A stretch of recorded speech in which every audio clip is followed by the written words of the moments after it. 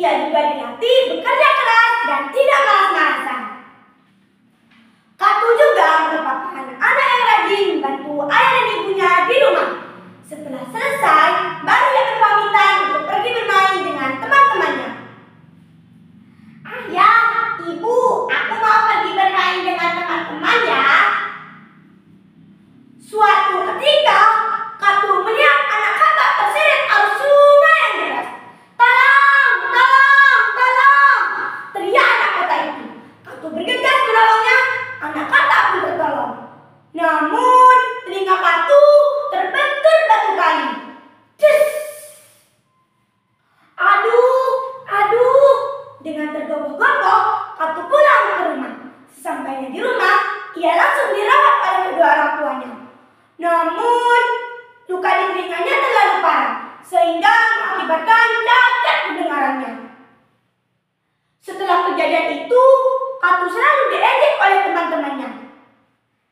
Kamu tuli, aku tidak mau bermain denganmu lagi. Tuli, tuli, tuli, tuli. Katu menjadi sedih karena dikucilkan oleh teman-temannya dan tidak boleh ikut bermain dengan mereka lagi.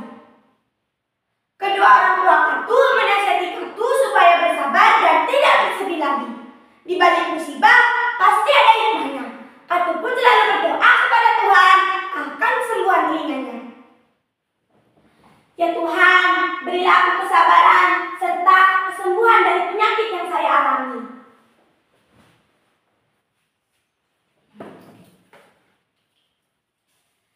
Di istana, Raja Kata yang bijaksana memiliki putri yang lumpuh sejak kecil. Putri itu telah diobatkan kemana-mana, namun tak kunjung sembuh juga. Harus kemana lagi aku mengobatkan anakku agar sembuh? Pada suatu malam, Raja Kata bermimpi. Dalam mimpinya, Raja Kata menemukan bunga tanaman obat yang tumbuh di puncak tugu depan istana. Bunga itu berkhasiat untuk menyembuhkan putrinya. Raja Kata telah memerintahkan para prajurit beserta pengawal kerajaannya. Namun, tidak ada yang berhasil mencapai puncak tugu dan memperoleh bunga tersebut. Akhirnya, Raja Kata menggelar sayembara.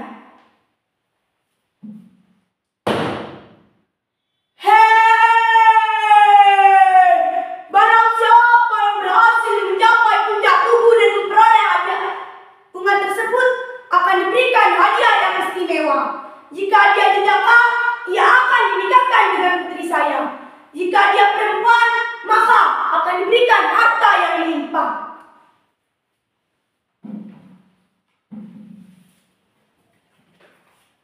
Berita itu terdengar di mana-mana dan sampai pula di keluarga Katu. Setelah kedua orang tua Katu memberitahu, Katu menjadi sedih atas penyakit yang diderita oleh putri raja. Kasihan ya putri raja, aku harus sampai puncak tugu dan mengambil bunga tanaman obat itu.